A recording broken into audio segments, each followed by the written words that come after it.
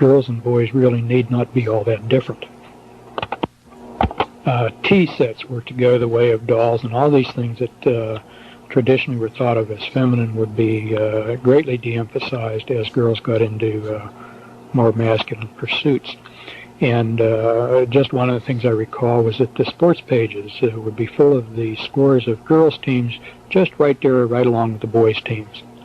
And that's recently begun to, after 20 years, recently begun to appear in our local papers. The girls' sports scores are right along with the boys' sports scores. So all of this to change the role model of what a young girl should look to be while she's growing up. She should look to be an athlete rather than to look forward to being a mother. Entertainment. Movies would gradually be made more explicit as regards sex and language. After all, sex and rough language are real, and why pretend that they are not? There would be pornographic movies in the theaters, on television, and VCRs were not around at that time, but it indicated that these cassettes would be available, and video cassette players would be available for use in the home, and pornographic movies would be available on these VCRs as well as in the neighborhood theater and on your television. It said something like, people, you'll see people in the movies doing everything you can think of.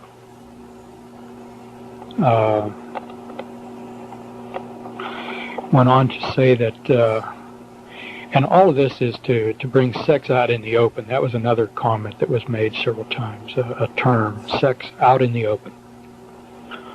Violence would be made more graphic. This was intended to desensitize people to violence. There might need to be a time when people would witness real violence and be a part of it. Later on it'll become clear where this is headed. So there would be more realistic violence in entertainment, would make it easier for people to adjust. People's attitudes towards death would change, and they would not be so fearful of it, but more accepting of it. And not be so aghast at the sight of dead people or injured people. We don't need to have a genteel population paralyzed by what they might see. People would just learn to say, well, I don't want that to happen to me. This was the first statement suggesting that the plan includes numerous human casualties which the survivors would see. This particular aspect of the presentation came back in my memory very sharply a few years later when a movie about the Lone Ranger came out, and I took my very young son to see it, and early in the movie were some very violent scenes. One of the victims shot in the forehead, and there was sort of a splat where the bullet entered his forehead and some blood, and I remember regretting that I took my son, and remember of feeling anger toward the doctor who spoke. Not that he made the movie, but he agreed to be part of this movement, and I was repelled by the movie, and it brought back this aspect of his presentation very sharply in my memory. As regards music, he made a rather straightforward statement like, music will get worse. And in 1969, the rock music was getting more and more unpleasant. It was interesting that just his word, the way he expressed it, it would get worse, acknowledging that it was already bad. Lyrics would become more openly sexual.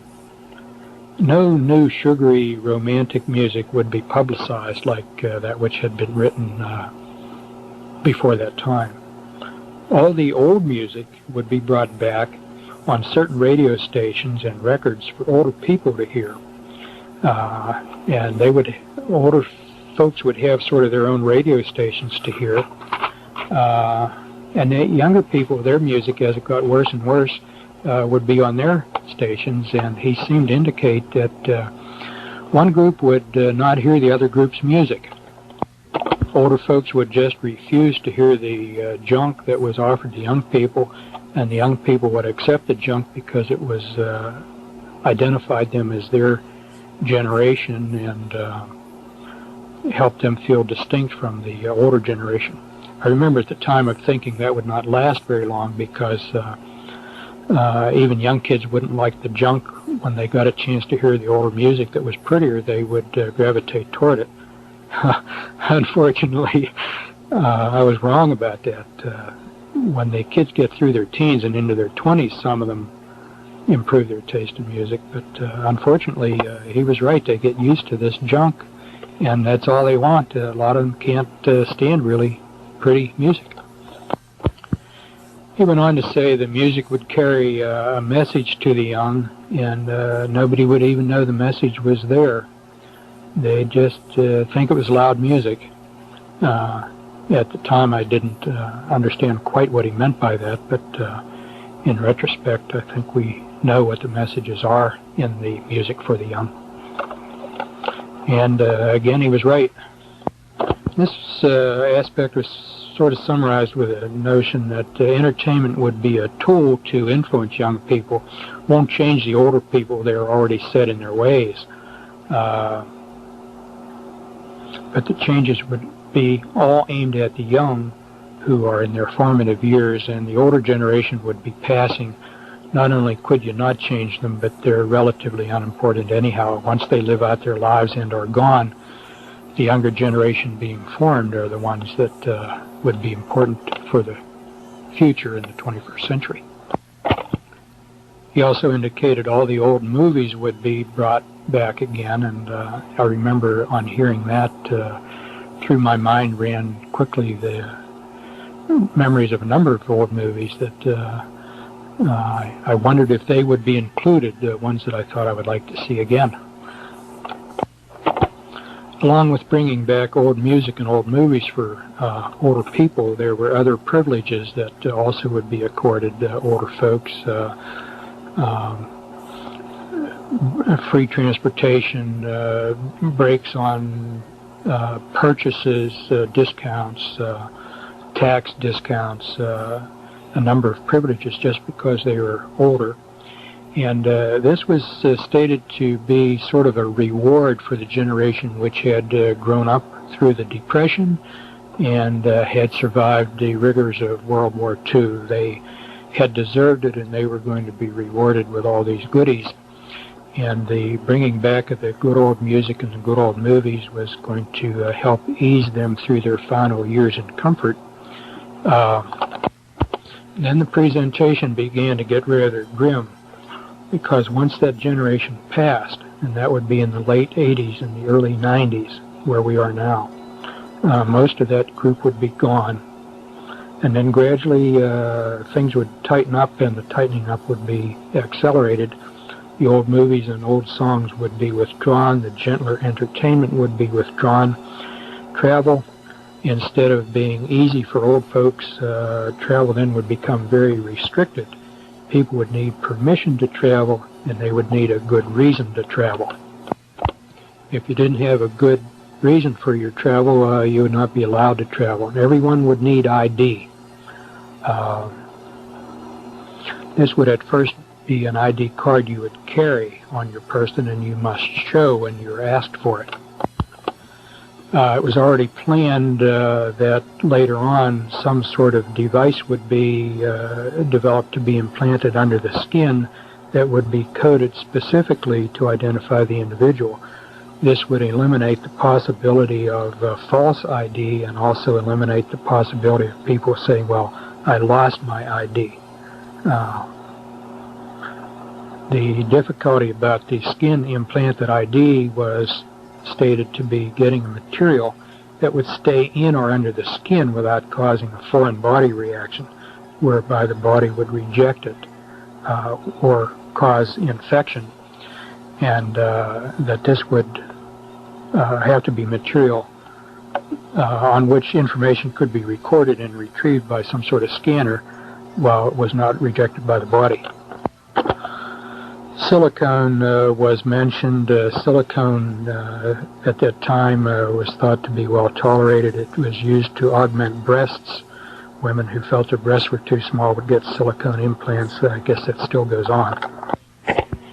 In any event, silicone was seen at that time as the promising material to do both, to be retained in the body without rejection and to be able to retain information retrievable by electronic means. Food. Food supply would come under tight control. If population growth didn't slow down, food shortages could be created in a hurry, and people would realize the dangers of overpopulation. Ultimately, whether the population slows down or not, though, the food supply is to be brought under centralized control so that people would have enough to be well nourished, but they would not have enough to support any fugitive from the new system. In other words, if you had a friend or relative who didn't sign on, and growing one's own food would be outlawed. This would be done under some sort of pretext. In the beginning, I mentioned there were two purposes for everything. One, the ostensible purpose, and two, the real purpose. And an ostensible purpose here would be that growing your own vegetables was unsafe, it would spread disease or something like that. So the acceptable idea was to protect the consumer, but the real idea is to limit the food supply, and growing your own food would be illegal. And if you persist in illegal activities like growing food, then you're a criminal. There was a mention then of weather, W-A-T-H-E-R. This was another really striking statement. He said, we can, or soon will be able to control the weather. He said, I'm not merely referring to dropping iodide crystals into clouds to precipitate rain that's already there, but real control. And weather was seen as a weapon of war, a weapon of influencing public policy. You could make rain or withhold rain in order to influence certain areas and bring them under your control. There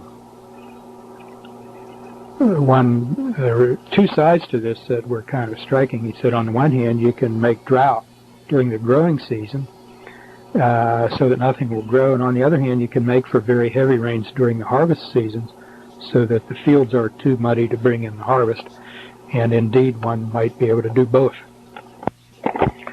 There was no statement how this would be done. It was stated that it was either already possible or very, very close to being possible. Politics. He said, very few people know how government really works. Something to the effect that elected officials are influenced in ways that they don't even realize. And they carry out plans that have been made for them, and they think they are that they are authors of the plans. But actually they've been, are manipulated in ways that they don't understand. Somewhere in the presentation, he made two statements that I want to insert at this time. I don't remember just where they were made, but they're valid as in terms of the general overall view. The one statement, people can carry in their minds and act upon two contradictory ideas at the same time, provided these two contradictory ideas are kept far enough apart. And the other one, the other statement is, you can know pretty well how rational people are going to respond to certain circumstances or to certain information that they encounter. So to determine the response you want, you need only control the kind of data or information that they are presented or the kinds of circumstances they're in. And being rational people, they'll do what you want them to do. They may not fully understand what they're doing or why. Somewhere in this connection then was a statement admitting that some scientific research data could be, and indeed has been, falsified in order to bring about desired results. And here it was said, people don't ask the right questions. Some people are too trusting. This was an interesting statement because the speaker and the audience, all being doctors of medicine and supposedly very objectively, dispassionately scientific, and science being the be-all and end-all, well, to falsify data, scientific research data, in that setting is like blasphemy in the church. You just don't do that. Anyhow, out of all of this was to, on the political scene, was to come the new international governing body, probably to come through the UN and with the World Court, but not necessarily through those structures. It could be brought about in other ways. Acceptance of the UN at that time was seen as not being as wide as had been hoped. Efforts would continue to give the United Nations increasing importance. People would be more and more used to the idea of relinquishing some national sovereignty. Economic interdependence would foster this goal from a peaceful standpoint. Avoidance of war would foster it from the standpoint of worrying about hostilities. It was recognized that doing it peaceably was better than doing it by war. It was stated at this point that war is obsolete. And I thought that was an interesting phrase because obsolete means something that once was seen as useful is no longer useful. But war is obsolete, this being because of the nuclear bombs. War is no longer controllable. Formerly, wars could be controlled, but if nuclear weapons would fall into the wrong hands, there could be an unintended nuclear disaster. It was not stated who the wrong hands are. We were free to infer that maybe this meant terrorists, but in more recent years I'm wondering whether the wrong hands might also include people that we've assumed have had nuclear weapons all along. Maybe they don't have them. Just as it was stated that industry would be preserved in the United States a little bit, just in case the worldwide plans didn't work out, just in case some country or some other powerful person decided to bolt from the pack and go his own way. One wonders whether this might also be true with nuclear weapons. When you hear that he said they might fall into the wrong hands, there was some statement that the possession of nuclear weapons has been tightly controlled, sort of implying that anybody who had nuclear weapons was intended to have them. That would necessarily have included the Soviet Union, if indeed they have them.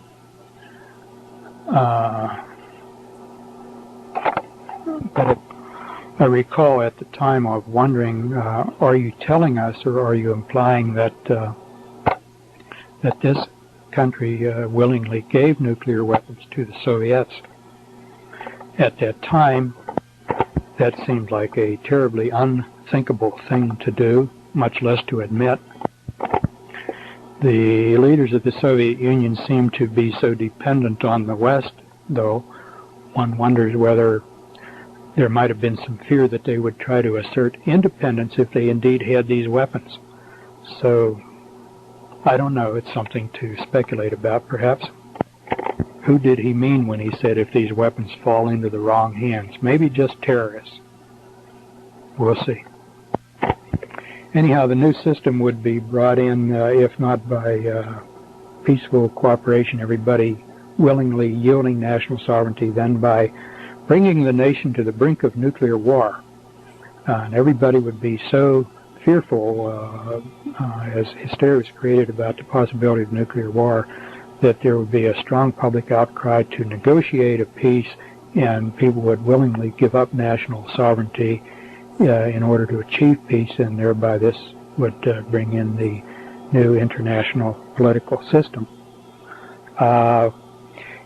This was stated, and a very impressive thing to hear then, if there were too many people in the right places who resisted this, there might be a need to use one or two, possibly more nuclear weapons.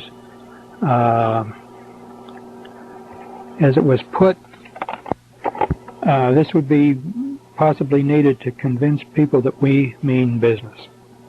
And that was followed with a statement that by the time one or two of those went off, then everybody, even the most reluctant, would yield.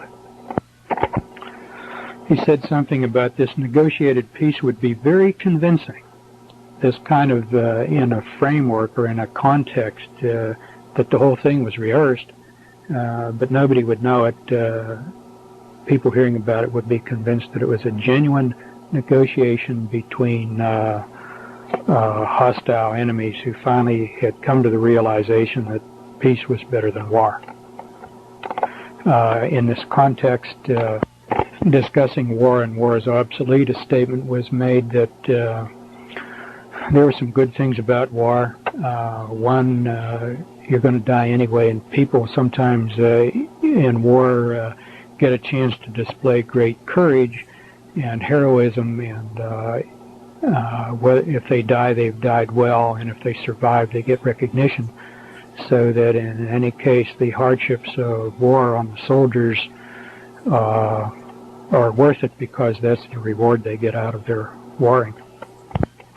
Another justification for war expressed was, if you think of the many millions of casualties in World War I and World War II, well, suppose all those people had not died but continued to live and continued to have babies. There would be millions upon millions, and we would already be overpopulated. So those two great wars served a benign purpose in delaying overpopulation. But now there are technological means for the individual and governments to control overpopulation. So in this regard, war is obsolete. It's no longer needed. And then it's, again, it's obsolete because nuclear weapons could destroy the whole universe.